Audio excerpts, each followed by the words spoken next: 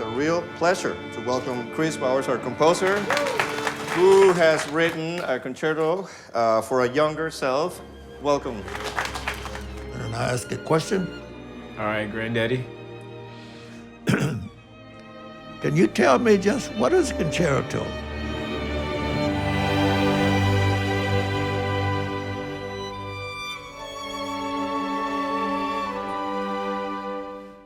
Hey everybody, my name is Ben Proudfoot. I am the co-director and the producer of A Concerto is a Conversation.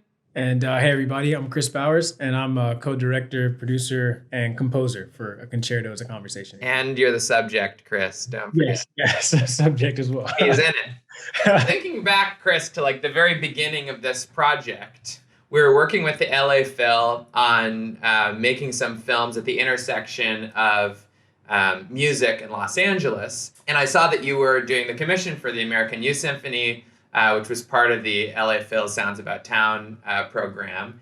And I thought, man, I would love to make a film about you writing this concerto, because I've always been interested in the sort of dialectic between film composing and concert composing. And then there's this sort of wonderful moment when we first sat down in his studio, and Kris was all dressed up to the nines, and I said, what?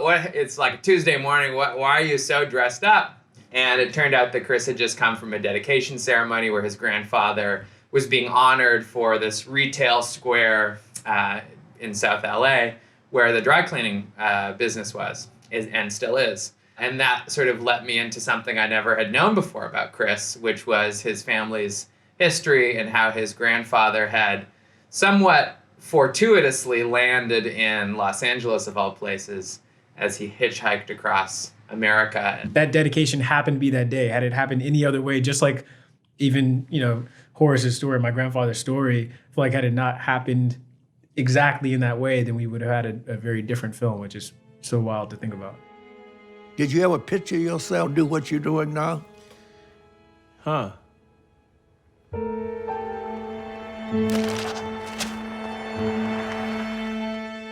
The film starts off with me talking about this imposter syndrome that I'm feeling because of my race, and lately I've, as a film composer, have felt so much pressure to do great work, and I've always wanted to do my best, but the pressure that I've had internally or in my own mind has been like doubled or tripled as a film composer than it ever was as a pianist or as a student or anything like that.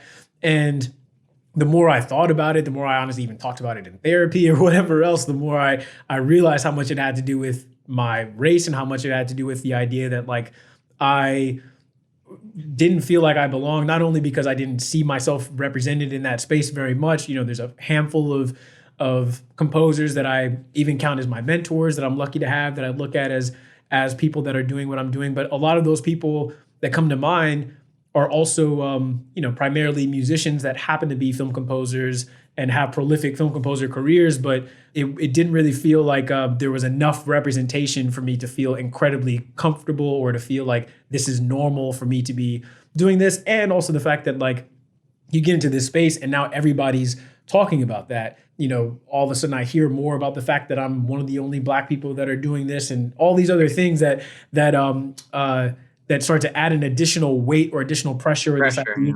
Like I was just talking to Ava about my experience working on When They See Us with her, and how much I really put myself through a lot of physical and mental stress working on that project. And she said something about we have to be better than the best. We need to be excel, and that's the mindset that so many of us have heard from our parents from the very an early age, is that we have to be 10 times better than everybody else just because we're Black and all that kind of stuff. And those types of thoughts, I think, start to seep in. So it feels like, if I fail at this concerto, it's not just me failing as Kris Bowers, it's me failing as a Black man writing a concerto. And that's much more symbolic and representing this idea of can Black people write this kind of music, and all those kinds of thoughts that really shouldn't be there and really shouldn't be affecting the music, because we're all just humans at the end of the day.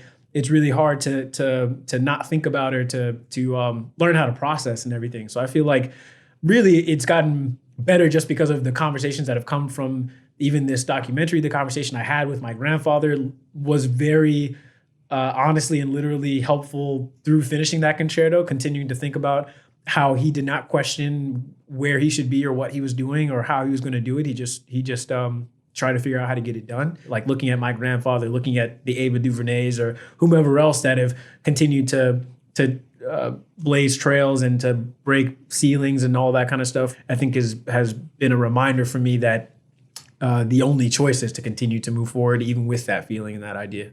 Don't step on the pedals. Push it right in the corner. Okay. Wow. Okay. We're gonna make you real handsome here. You're gonna be ready to go. Thank you, sir. Growing up in the South was quite a thing for me. I think, obviously when we started this, it was very music focused. Starting out working with LA Phil and really focusing on the process of film composing and what is a concerto and all that kind of thing.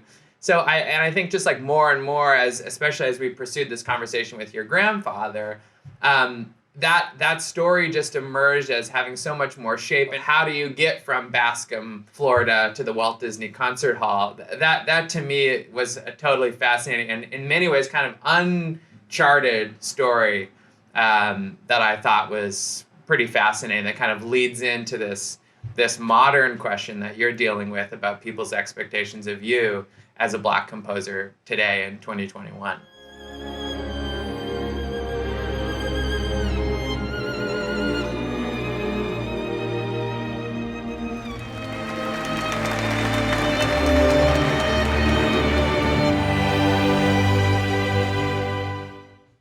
So I decided to call the piece For a Younger Self just because as I was writing it, there were two things that I started to think about. One was my relationship with classical music and how much, I grew up here in LA. I went to music school at Colburn, right across the street from Disney Hall.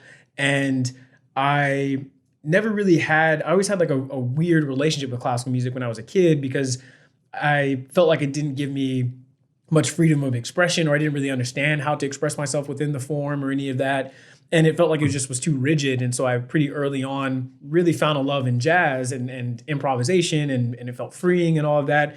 But then once I got more into film scoring and realized how much those composers were coming from classical music and had studied that music and realized that I wanted to write for orchestra, but I needed to understand how to orchestrate and all of that, I started to kind of really like kick myself for not taking it a bit more seriously when I was a kid or finding a way in or a way to fall in love with it a bit earlier. And I wanted to see if I could structure the form of the piece in a similar way to The Hero's Journey, just because also as a film composer, I've been really interested in that format or that structure for storytelling. It's interesting because it's sort of, in many ways we're tracking your grandfather's hero's journey. Yeah. Right? Of his call to adventure, his acceptance of the call, the various trials and tribulations over the course of his life. And then, of course, you, the emergence of you. And I think it is interesting that it's called For a Younger Self when the movie that came out of it that we made is also sort of, you are in many ways a younger version of him. And there's sort of this dialogue with time and a similar spirit kind of being embodied by multiple generations of the same family. And I think the LA Phil is a beacon for that kind of spirit where the next generation can rise and make their dent.